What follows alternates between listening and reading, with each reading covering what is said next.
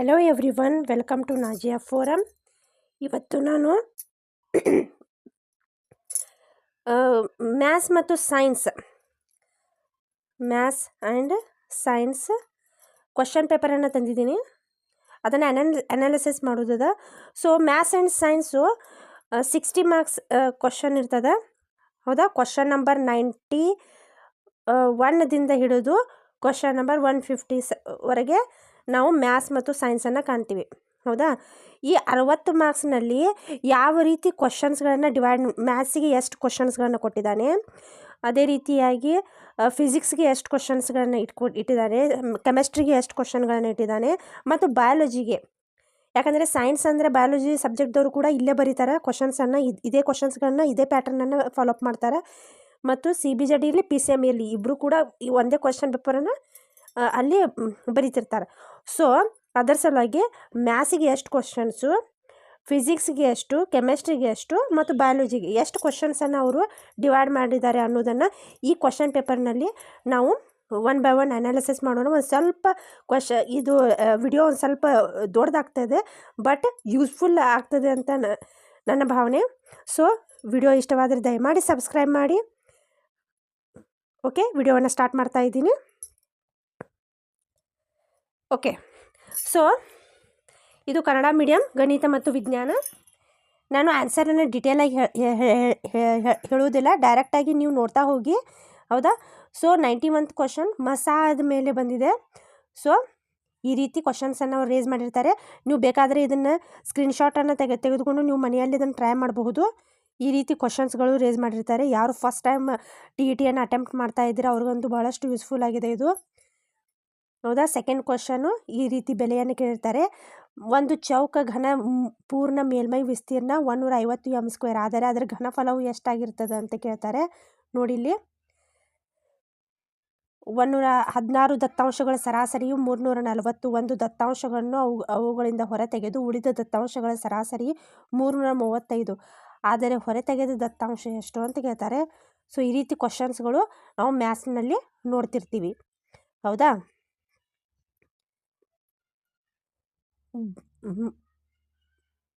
ಈ ರೀತಿ ರೇಖಾಗಣಿತದ ಮೇಲೆ ರೇಖಾತ್ಮಕ ಸಮೀಕರಣ ಜೋಡಿ ಮೇಲೆ ಒಂದು ಕ್ವಶನ್ಸ್ ಇದೆ.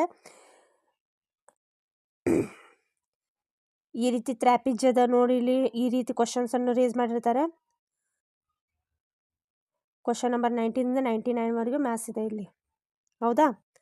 ಸೊ ABCD ಚೌಕದಲ್ಲಿ DP ಈ ರೀತಿ ಕತ್ತರಿಸಿದ ಕೋನದ ಅಳತೆಯನ್ನು ಕೇಳಿದ್ದಾರೆ. ಇಲ್ಲಿ ಕೋನದ ಅಳತೆ ಒಂದು ಭಾಗದ ವರ್ಗದ 2ರಷ್ಟು ಅದರ ಚಿಕ್ಕ ಭಾಗದ ವರ್ಗಕ್ಕಿಂತ 164 ಹೆಚ್ಚಾಗಿರುವಂತೆ 16ನ್ನು 2 ಸಂಖ್ಯೆ ವಿಭಾಗಿಸಿದರೆ ಆ ಭಾಗಗಳು ಕ್ರಮವಾಗಿ ಏನಾಗ್ತಾವೆ ಅಂತ ಕೇಳ್ತಾರೆ.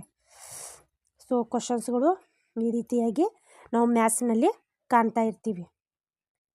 ಓಕೆ, ನೋಡಿ ಚೌಕ ಘನಗಳ ಘನಫಲದ ಬಗ್ಗೆಯೂ ಕ್ವಶನ್ ರೇಸ್ ಆಗಿದೆ.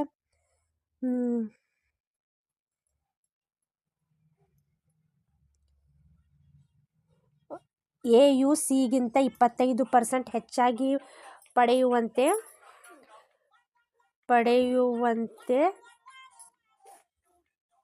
CU Bಗಿಂತ ಕಡಿಮೆಯಾಗಿ ಪಡೆಯುವಂತೆ 4500ನ್ನು AB ಮತ್ತು Cಗಳಿಗೆ ಹಂಚಿದಾಗ AU ಪಡೆಯುವ ಪಾಲು ಎಷ್ಟು ಅಂತ ಕೇಳ್ತಾರೆ ಇಲ್ಲಿ.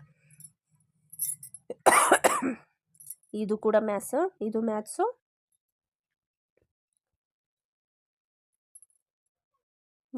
ಗೋಲಿಗಳ ಮೇಲೆ ಸಂಭವನೀಯತೆಯ ಕ್ವಶನ್ ಇದೆ. ಇದು ಅನುಪಾತದ ಮೇಲೆ ಇದೆ ಒಂದು ಕ್ವಶನು. ಆಮೇಲೆ ಸಮಾಂತರ ಶ್ರೇಣಿಗಳ ಮೇಲೆ ಒಂದು ಕ್ವಶನನ್ನು ರೇಸ್ ಮಾಡಿದ್ದಾರೆ. ಸಮಾಂತರ ಚತುರ್ಭುಜ ಕ್ರಮಾನುಗತ ಶೃಂಗಗಳ ಮೇಲೆ X ಮತ್ತು Y ನ ಬೆಲೆ ಕಂಡುಹಿಡಿಯುವುದನ್ನು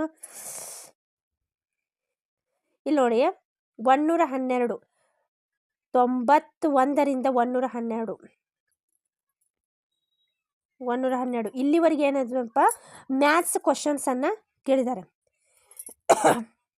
ಇಲ್ಲಿ ಏನು ಕೇಳ್ತಾ ಇದ್ದಾರಪ್ಪ ಅಂತಂದರೆ ಗಣಿತ ವಿಷಯ ಆಧಾರಿತ ಬೋಧನಾಶಾಸ್ತ್ರದ ಮೇಲೆ ಕ್ವಶನನ್ನು ಕೇಳ್ತಾರೆ. 113ದಿಂದ 1 2 3 4 5 6 7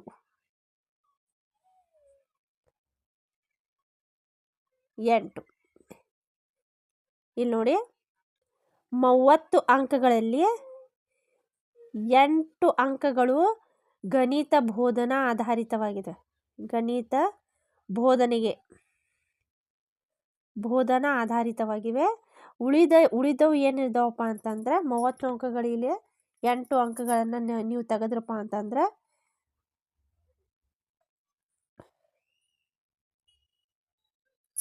22 ಅಂಕಗಳು 22 ಅಂಕಗಳು ಗಣಿತ ಲೆಕ್ಕಗಳದಾವ. ಇದನ್ನು ನೀವು ತಿಳ್ಕೊಬೇಕು. ಇದು ಹೆಚ್ಚ ಕಡಿಮೆ ಆಗಬಹುದು. ಹೌದಾ? ಇದು 25 ಗಣಿತ ಲೆಕ್ಕಗಳು ಬರಬಹುದು, ಅಥವಾ 5 ಗಣಿತ ಬೋಧನೆಯ ಬಗ್ಗೆ ಅವರು ಕ್ವಶನ್ಗಳನ್ನ ರೇಸ್ ಮಾಡಬಹುದು, ಅಥವಾ ಗಣಿತ ಪೆಡಗಾಜಿ ಬಗ್ಗೆ ಕ್ವಶನನ್ನು ರೇಸ್ ಮಾಡಬಹುದು. ಬಟ್ ಏನಾಗ್ತದಪ್ಪ ಅಂದ್ರೆ 20 ಮೇಲೆ ಗಣಿತ ಬೋಧನೆ ಇರತ್ತದ. ಉಳಿದವು ಏನಿರ್ತಾವಪ್ಪ ಅಂದ್ರೆ ಗಣಿತ ಬೋಧನಾ ಶಾಸ್ತ್ರದ ಬಗ್ಗೆ ಅಥವಾ ಗಣಿತ ಪೆಡಗಾಜಿ ಬಗ್ಗೆ ಅವರು ಕ್ವಶನ್ಸನ್ನು ಕೇಳ್ತಾರೆ. ಇದು ನಿಮ್ಮ ಐಡಿಯಾ ಇರಬೇಕು. ಎಷ್ಟು ಕ್ವಶನ್ಸ್ ಬರ್ಬೋದು ಮ್ಯಾಥ್ಸ್ನಲ್ಲಿಪ್ಪ ಅಂತಂದ್ರೆ ಟೋಟಲ್ 30 ಕ್ವಶನ್ಸ್ ಬರ್ತಾವ. ಆ 30 ಕ್ವಶನ್ಸ್ನಲ್ಲಿ ನಿಯರ್ 22 ಆ್ಯಂಡ್ ಅಬೋವ್ ಏನಿರ್ತಾವಪ್ಪ ಅಂತಂದ್ರೆ ಗಣಿತ ಲೆಕ್ಕಗಳು ಬರ್ತಾವೆ. ಅದ ಆ ಗಣಿತ ಲೆಕ್ಕಗಳಲ್ಲಿ ಉಳಿದವು ಕ್ವಶನ್ಸ್ ಏನು ಬರ್ತಾವಪ್ಪ ಅವೆಲ್ಲ ಗಣಿತ ಬೋಧನಾ ಶಾಸ್ತ್ರದ ಮೇಲೆ ಅಥವಾ ಗಣಿತ ಪೆಡಗಾಜಿ ಮೇಲೆ ಕ್ವಶನ್ಗಳನ್ನು ಕೇಳಿರ್ತಾರೆ. ಹೌದಾ? ಅರ್ಥ ಆಯ್ತು ತಿಳ್ಕೊಳ್ತೀನಿ ನಾನು.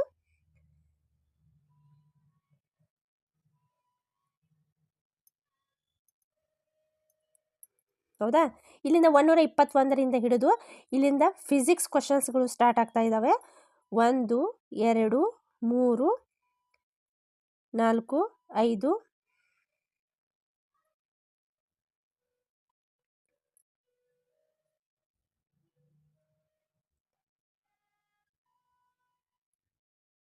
6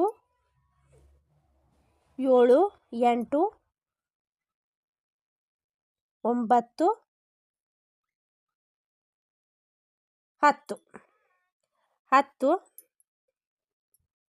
10 ಫಿಸಿಕ್ಸ್ ಕ್ವಶನ್ಗಳಿದ್ದಾವೆ. 30 ಮ್ಯಾಥ್ಸ್ ಕ್ವಶನ್ಗಳಿದ್ದಾವೆ. 10 ಫಿಸಿಕ್ಸ್ ಇದ್ದಾವೆ. ಸೊ 10 ಫಿಸಿಕ್ಸ್ ಕ್ವಶನ್ಗಳಲ್ಲಿ 1 2 3 4 5 6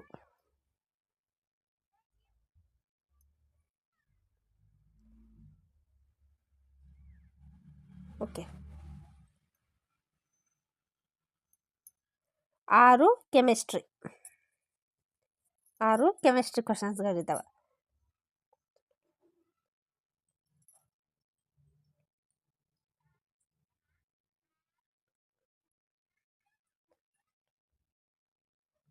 ಓಕೆ, ಉಳಿದವು ಎಲ್ಲ ಬಯಾಲಜಿ ಕ್ವಶನ್ಸ್ಗಳನ್ನ ನಾವು ನೋಡ್ತೀವಿ. ಹೌದಾ? ಸೊ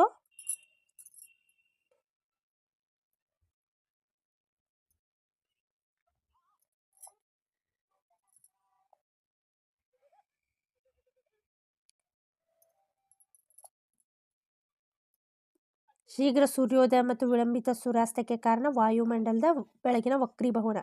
LPG ಕ್ಯಾಲರಿಯ ಮೌಲ್ಯ 55,000 ಕಿಲೋ ಜೂಲ್ ಪರ್ kg. ನ್ಯಾಪ್ಥಲಿನ್ ಗುಳಿಗೆಯನ್ನು ತಯಾರಿಸಲು ಬಳಸುವ ರಾಸಾಯನಿಕ ಕಲ್ಲಿದ್ದಲು ಡಾಂಬರು. ಲೋಹವಕ್ಕೆ ಉದಾಹರಣೆ SI. ಮೋಲ್ ಪದವನ್ನು ಪರಿಚಯಿಸಿದ Wilhelm Oswald. C3OH C2H5OH C3H7OH ಅನುರೂಪ ಶ್ರೇಣಿಯ ಮುಂದಿನ ಸದಸ್ಯ C4H9OH. ಕ್ಲೋರ್ ಆಲ್ಕಲಿಯ ವಿಧಾನದಲ್ಲಿ ಕ್ಯಾಥೋಡ್ ಬಿಡುಗಡೆಯಾಗುವ ಅನಿಲ H2. M ಕವಚದ ಗರಿಷ್ಠ ಎಲೆಕ್ಟ್ರಾನ್ಗಳ ಸಂಖ್ಯೆ. ಒಂದು ಎಲೆಕ್ಟ್ರಾನ್ಗಳ ಮೇಲೆ ಕ್ವಶನ್ ಇದ್ದೇ ಇರುತ್ತೆ. 18. ಸರಿ ಉತ್ತರವನ್ನು ಆಯ್ಕೆ ಮಾಡಿ. 136.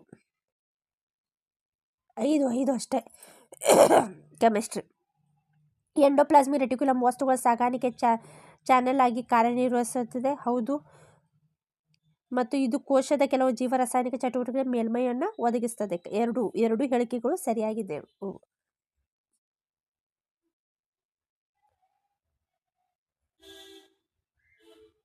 ಶ್ವಾಸಕೋಶದ ಅಲ್ವಿಯೋಲೈಗಳನ್ನು ಕಂಡುಬರುವ ಅಂಗಾಂಶ ಸರಳ ಚಪ್ಪಟೆ ಅನುಲೇಪಕ ಅಂಗಾಂಶ. ನಾವು ಅಲ್ವಿಯೋಲೈಗಳಲ್ಲಿ ಕಾಣ್ತೀವಿ. ವೈ ಬಿಕಾಸ್ ಆಲ್ವಿಯೋಲೈಗಳು ಯಾವ ರೀತಿ ಕೆಲಸ ಮಾಡ್ತಾವಪ್ಪ ಅಂತಂದರೆ it help in exchange of gases exchange ಆಗಬೇಕಾದ್ರೆ ಸಹಾಯವನ್ನು ಮಾಡ್ತಾವೆ. ಆಮ್ಲಜನಕವನ್ನು ತಗೋತಾವ, ಕಾರ್ಬನ್ ಡೈಆಕ್ಸೈಡ್ ಬಿಡ್ತಾವೆ, ಕಾರ್ಬನ್ ಡೈಆಕ್ಸೈಡ್ ತಗೋತಾವ, ಆಮ್ಲಜನಕವನ್ನು ಬಿಡ್ತಾವೆ. ಈ ರೀತಿ ಕಾರ್ಯಗಳ ನಿರ್ವಹಣೆಯನ್ನು ಮಾಡುವುದರಿಂದ ಅವುಗಳ ಸರಳ ಚಪ್ಪಟೆ ಅನುಲೇಪಕ ಅಂಗಾಂಶನ ಕಾಣ್ತೀವಿ. ಈ ಕೆಳಗಿನವುಗಳಲ್ಲಿ 3 ಕೋಣೆಗಳುಳ್ಳ ಹೃದಯವನ್ನು ಒಳಗೊಂಡಿರುವ ಗುಂಪು ನೆಲಗಪ್ಪೆ ಮತ್ತು ಹಾವು. ಕಪ್ಪೆ ಮತ್ತು ಹಾವು 3 ಕೋಣೆಯ ಹೃದಯಗಳನ್ನು, 2 ಆರಿಕಲ್ ಇರ್ತಾವ, 1 ವೆಂಟ್ರಿಕಲ್. ಅಂದರೆ ಹೃದಯ ಈ ರೀತಿ ಇದ್ರೂ ಡಿವೈಡ್ ಈ ರೀತಿ ಆಗ್ತದೆ.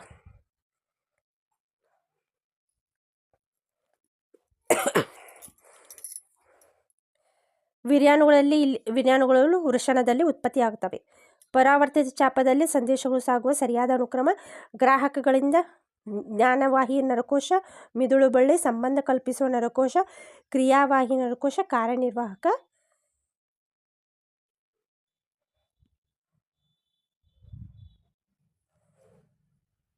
ಹೊಂದಿಸಿ ಬರೆಯಿರಿ. ಕಪ್ಪೆ ಮತ್ತು ಪಕ್ಷಿಯ ಮುಂಗಾಲುಗಳು ರಚನಾರೂಪಿಯಾಗಿರ್ತವೆ.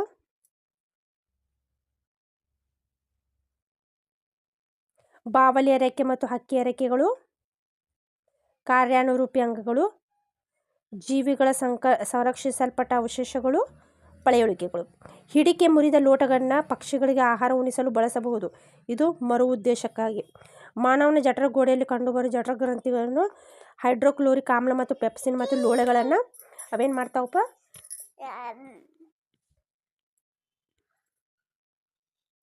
ಮತ್ತು ಲೋಳೆ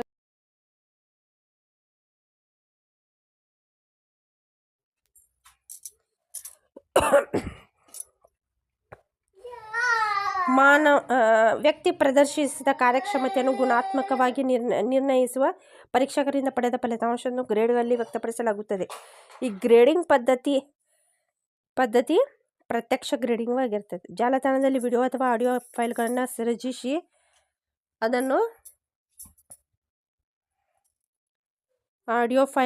ಸೃಜಿಸಿ ಇಡಲಾದ ಬಳಕೆದಾರರು ಡೌನ್ಲೋಡ್ ಮಾಡಲು ಮತ್ತು ಡಿಜಿಟಲ್ ಮೀಡಿಯಾ ಪ್ಲೇಯರ್ಗಳನ್ನು ಕೇಳಲು ವೀಕ್ಷಿಸಲು ಅನುವು ಮಾಡಿಕೊಡುವ ಶೈಕ್ಷಣಿಕ ಉಪಯುಕ್ತ ಪಾಡ್ಕಾಸ್ಟ್. ಅದನ್ನೇನಂತ ಕರಿತೀವಿ ನಾವು? ಪಾಡ್ಕಾಸ್ಟ್ ಅಂತ ಕರಿತೀವಿ. ಹೌದಾ? ಸೊ ಇದರಲ್ಲಿ 2 ಕ್ವಶನ್ಸ್ಗಳು ನಾವು ಅಪ್ಲೈಡ್ ಕ್ವಶನ್ಸ್ ಇದಾವೆ. ಉಳಿಕಿದವು ಎಲ್ಲವೂ ಸಬ್ಜೆಕ್ಟ್ ರಿಲೇಟೆಡ್ ಅದಾವೆ.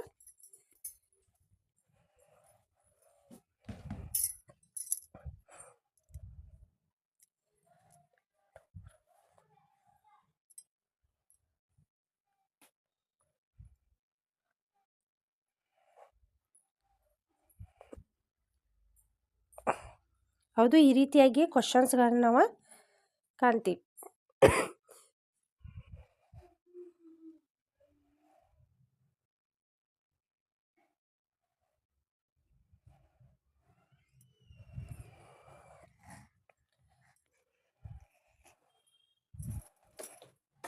ಐ ಹೋಪ್ ನಿಮಗೆ ಈ ವಿಡಿಯೋ ಪೂರ್ತಿಯಾಗಿ ಅಂಡರ್ಸ್ಟ್ಯಾಂಡ್ ಆಗಿದೆ ಅಂತ ತಿಳ್ಕೊಂಡಿರ್ತೀನಿ. ಹೌದಾ? ಮ್ಯಾಥ್ಸು ತಿಳ್ಕೋಬೇಕು. ಮ್ಯಾಥ್ಸು 30 ಅಂಕಗಳಿಗಿದೆ. ಫಿಸಿಕ್ಸು 6 ಅಂಕಗಳಿಗಿದೆ. 6 ಅಂಕಗಳಿಗಿದೆ. ಹೌದಾ? ಕೆಮಿಸ್ಟ್ರಿ 5 ಅಂಕಗಳಿಗೆ. ಹೌದಾ? ಅದು ಬಯಾಲಜಿ 10.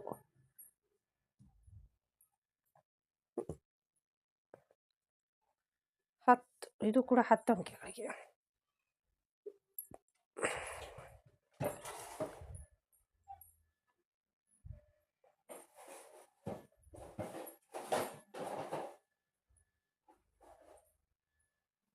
ಇಲ್ಲಿ ಏನಪ್ಪ ಅಂತಂದರೆ ವಿಶೇಷ ಏನು ಹೇಳಬೇಕಪ್ಪ ಅಂತಂದರೆ ಮ್ಯಾಥ್ಸು ಹೆಚ್ಚಿನ ಅಂಕಗಳಲ್ಲಿ ನಾವು ಕಾಣ್ತೀವಿ. ಮ್ಯಾಥ್ಸ್ ಇದ್ದಿದ್ದು ಹೆಚ್ಚಿನ ಅಂಕಗಳಲ್ಲಿ ನಾವು ಕಾಣ್ತೀವಿ. ಬಹಳಷ್ಟು ಕಾನ್ಸಂಟ್ರೇಷನ್ ನಾವು ಮ್ಯಾಥ್ಸಿಗೆ ಮಾಡಬೇಕಾಗ್ತದೆ. ಅದು CBZ ಇರಲಿ, PCM ಇರಲಿ. ಗೊತ್ತಾಯ್ತಾ? ಸೊ ಮ್ಯಾಥ್ಸಿಗೆ ನಾವು ಕಾನ್ಸಂಟ್ರೇಷನ್ ಮಾಡಿದರೆ ಮಾತ್ರ ನಾವು TET ಗಣಿತ ಮತ್ತು ವಿಜ್ಞಾನ 60 ಮಾರ್ಕ್ಸ್ನಲ್ಲಿ ಹೆಚ್ಚಿನ ಅಂಕಗಳನ್ನು ಗಳಿಸಲಿಕ್ಕೆ ಸಾಧ್ಯ ಅದ ಅಂತ ಹೇಳಿ ನಾವು 6ರಿಂದ ಹಿಡಿದು ಸೆಕೆಂಡ್ ಇಯರ್ವರೆಗೆ ಟೆಕ್ಸ್ಟ್ ಬುಕ್ಕನ್ನು ಓದಿದ್ವಿ, ನಾವು ಹೆಚ್ಚು ಅಂಕಗಳು ಗಳಿಸ್ಲಿಕ್ಕೆ ಆಗಲಿಲ್ಲ ಅಂತ ನೀವು ಕೊರಗುವುದು ತಪ್ಪಾಗ್ತದೆ. ಸೊ ಅದಕ್ಕಾಗಿ ನೀವು ಸ್ಮಾರ್ಟ್ ಸ್ಟಡಿಯನ್ನು ಮಾಡಬೇಕು. ಯಾವ ರೀತಿಪ್ಪ ಅಂತಂದರೆ ಕ್ವಶನನ್ನು ಈಗ ನೋಡಿರ್ತೀರ ನೀವು ಕ್ವಶನ್ ಪೇಪರನ್ನು, ಈ ರೀತಿಯಾಗಿ ಕ್ವಶನ್ಸ್ ಬರ್ತಾವೆ. ಸೊ ಯಾವ ರೀತಿ ಅಭ್ಯಾಸ ಮಾಡಬೇಕು ನೀವು ಅದನ್ನು ತಿಳ್ಕೊಂಡು ಅಭ್ಯಾಸವನ್ನು ಮಾಡಬೇಕು. ಹೌದಾ? ಅದಕ್ಕಾಗಿ ಓಲ್ಡ್ ಕ್ವಶನ್ಸನ್ನು ರೆಫರ್ ಮಾಡಿ ಯಾವ್ಯಾವ ಕ್ವಶನ್ಸು ಒಳ್ಳೊಳ್ಳೆ ರಿಪೀಟ್ ಕೇಳಿದ್ದಾರೆ. ರಿಪೀಟ್ ಅಂದರೆ ಅದೇ ಸೇಮ್ ಕ್ವಶನ್ ಕೇಳುವುದಿಲ್ಲ, ಬಟ್ ಅದೇ ಪ್ಯಾಟರ್ನಲ್ಲಿ ಅದೇ ಸಿಮಿಲಾರಿಟಿಯಲ್ಲಿ ಕೇಳಿರ್ತಾರೆ. ಸೊ ಅದನ್ನು ಐಡೆಂಟಿಫೈ ಮಾಡಿಕೊಂಡು ಆ ರೀತಿ ನೀವು ಅಭ್ಯಾಸನ ಮಾಡಿದರೆ ಮಾತ್ರ ಇದರಲ್ಲಿ ಕ್ಲಿಕ್ ಆಗಲಿಕ್ಕೆ ಸಾಧ್ಯ ಇದೆ ಅಂತ ಹೇಳ್ತಾ ನನ್ನ ಈ ವಿಡಿಯೋವನ್ನು ನಾನು ಎಂಡ್ ಮಾಡ್ತಾಯಿದ್ದೀನಿ. ಐ ಹೋಪ್ ವಿಡಿಯೋ ನಿಮಗೆ ಒಂದು ಸ್ವಲ್ಪ ಮಾಹಿತಿಯನ್ನು ಕೊಟ್ಟಿದೆ ಅಂತ ತಿಳ್ಕೊಂಡಿರ್ತೀನಿ. ಮಾಹಿತಿಯನ್ನು ನಿಮಗೆ ಒದಗಿಸಿದೆ ಆದರೆ ದಯಮಾಡಿ ಸಬ್ಸ್ಕ್ರೈಬ್ ಮಾಡಿ. ಧನ್ಯವಾದಗಳು.